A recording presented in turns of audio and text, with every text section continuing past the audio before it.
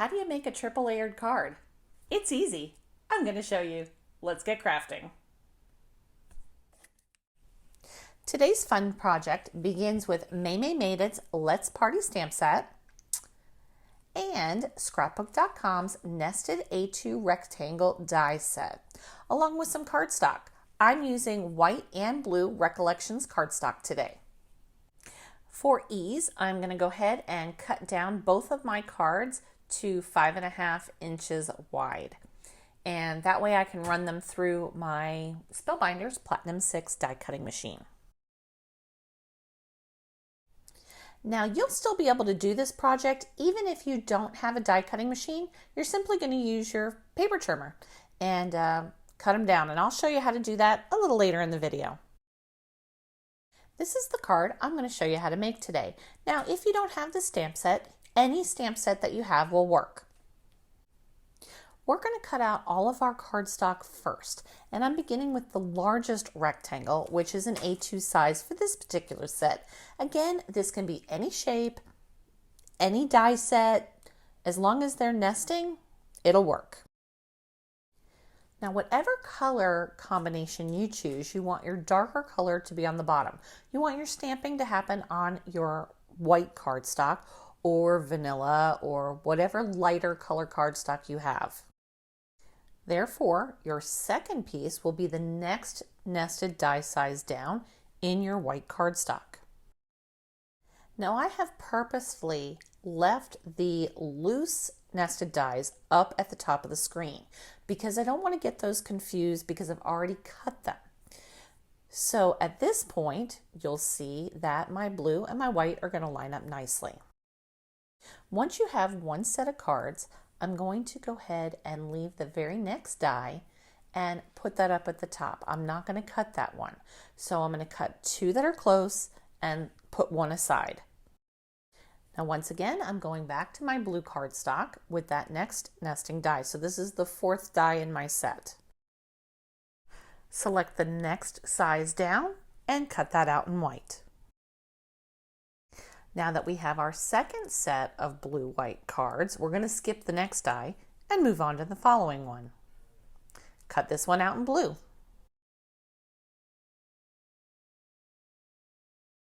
And last but not least, we're going to cut the next die down in white. So let's do a quick recap. You're going to start with your largest die. So that's die number 1. You're going to cut that out in your darkest color, and then you're going to continue on alternating your colors. So cut die 2 in white, skip 3, cut 4 and 5, skip 6, cut 7 and 8. So you might be asking yourself, why skip the next die? And the reason is you want a larger white portion for your stamping. And as you can see, I have 3 sets of blue and white, all descending in size. Now that wasn't so tough, but it was the hardest part of the card. So now we're going to start stamping. You're going to take out all of your dark cardstock first, leaving just the white. I'm using Tombo's removable adhesive tape strip, and I'm going to go ahead and line up all 3 of my white pieces in descending order straight in the center of my card. I want to try to line them up as best I can, and I want to try to keep them as flat as I can so that all 3 layers will stamp simultaneously.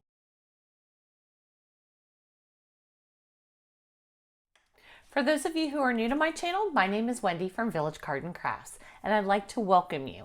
The goal of my channel is to show you how to be inspired by the things that you love, and for me, it's typically all things Disney.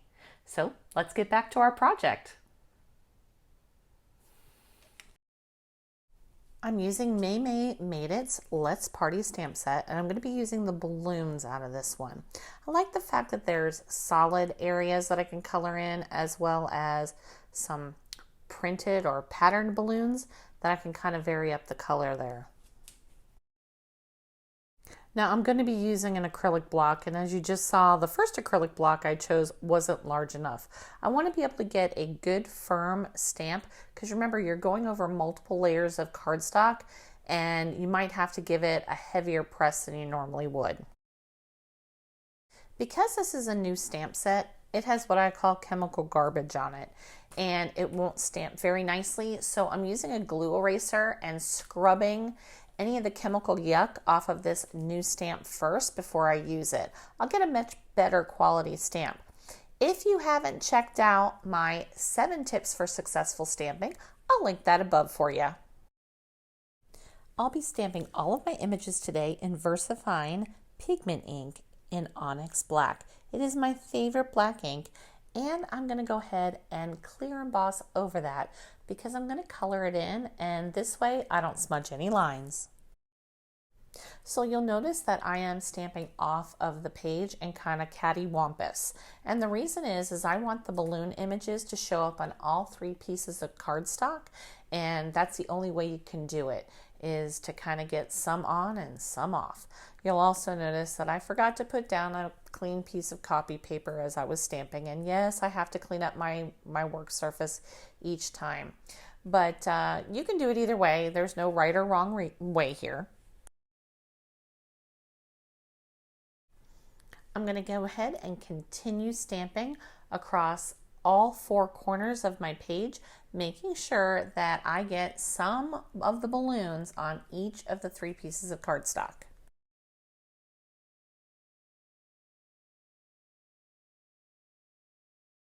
Welp, it happened. I didn't get a great stamp on this particular one, but no worries, we're going to fix it up. I go ahead and remove the ink from that stamp, cover over the balloons that I don't want to re-ink, and only ink the single balloon that got messed up. I'm so sorry you get to see the top of my head. I could not see where that balloon was going. As you're going to see, it still doesn't turn out to be a great stamp, but I just kept going because I know that I'm going to color in those balloons and it's not going to matter in the long run.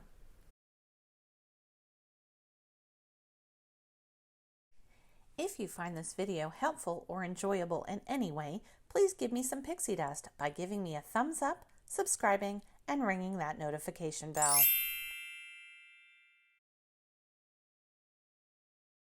So it's about here that I realize I have a small smudge of the black ink. So I'm going to go ahead and emboss while my ink is still wet enough to hold on to that embossing powder. I am using Ranger Superfine Clear embossing powder here. As usual, I'll go ahead and link all of the supplies that I used in the project down below in the description box if you're interested in taking a closer look or you want to purchase. I am an affiliate for both Amazon and scrapbook.com, but there will be links for both if they're available in both places.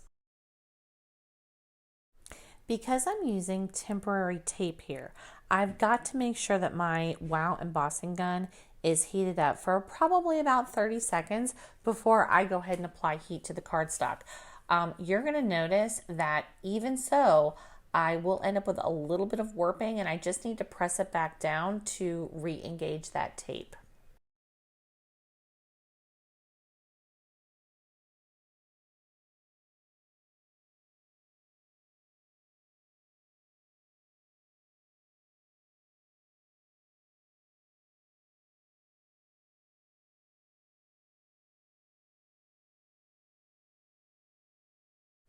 Now that I can't smudge the balloons that I already stamped down, I'm going to go ahead and continue on my stamp and continue on filling in that frame.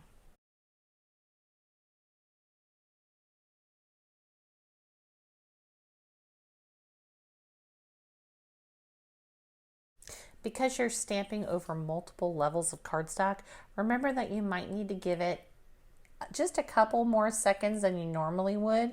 That's also going to be very dependent on the type of ink that you chose. Now, this particular ink always stamps super crisp. That's why I love it. And it's a pigment ink, so that could make a difference as well.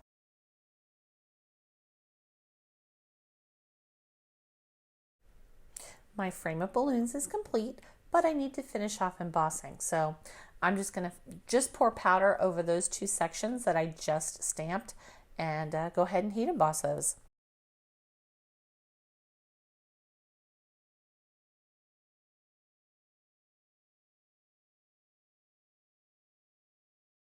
If you love paper crafting as much as I do, I would sincerely appreciate a big thumbs up, subscribe, and ring that notification bell. It is free to subscribe, and I have this huge goal of reaching 1,000 subscribers by June. So we only have a few weeks to go, and I would love to have you join the Village Card and Craft community. I'm going to go ahead and add my sentiment at this point, and it says party till you pop. So I'm just going to line it up, go ahead and stamp it, and emboss it as well.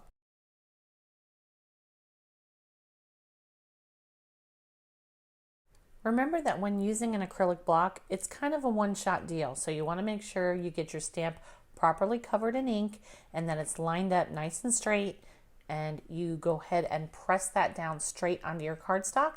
Give it just a second and then release.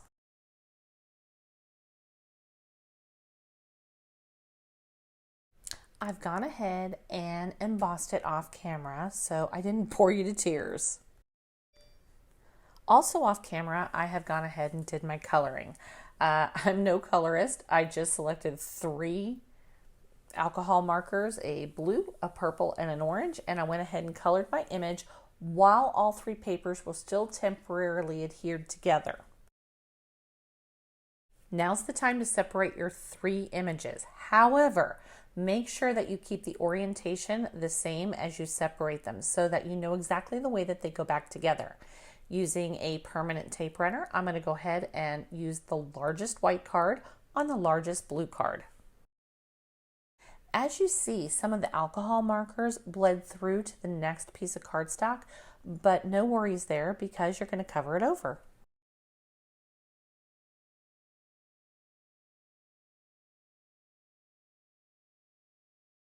For the second and third layers, I'm going to repeat the process. Simply attach my white card to my blue card.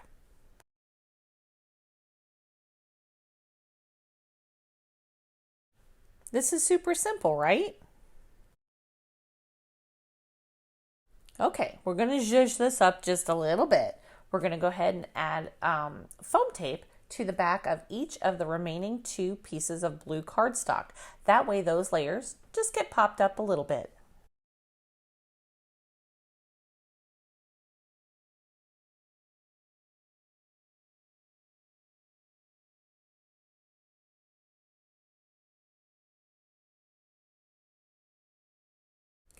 Just before you take off the release paper, go ahead and line up your blue cardstock to make sure that you have your balloons in the proper orientation.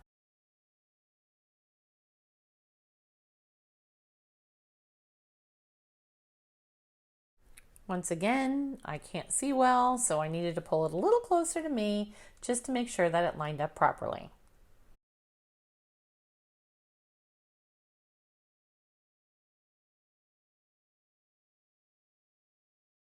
I think it's looking pretty good here. So I'm just going to finish up by layering up my last piece of cardstock with some foam tape. Since the largest blue cardstock is an A2 size, it's going to match up on your card base perfectly. So it is 4 1/4 by 5 1/2. Earlier in the video, I told you that if you didn't have metal dies, it was okay because you would still be able to produce this card. Now, you can use any metal dies that nest regardless of shape. They'll all work. If you don't have the metal dies, I'm going to go ahead and provide you with the card sizes that you'll need to cut out to produce a card that's identical to this. Change up the stamp, change up the colors, make it your own. You can also, if you don't want to use a paper trimmer, but you're handy with a Cricut, you can use a Cricut and get the same result.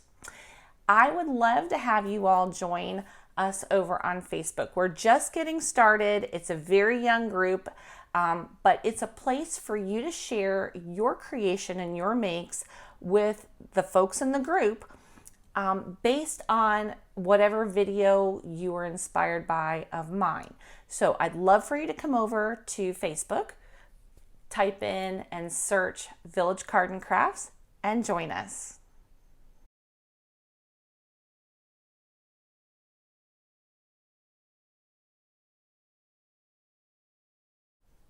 Here's a look back at 2 cards that I created using today's technique called triple layer stamping. The first is the card that we just finished, which is bright, bold, and beautiful. And the second is a little bit more masculine, a little bit more muted. I did this one all in black and white, and I used a WOODWARE stamp of a pocket watch. And gosh, this was fast and it came out stunning. Let me know in the comments below which card is your favorite. And thanks for watching. I'll see you real soon.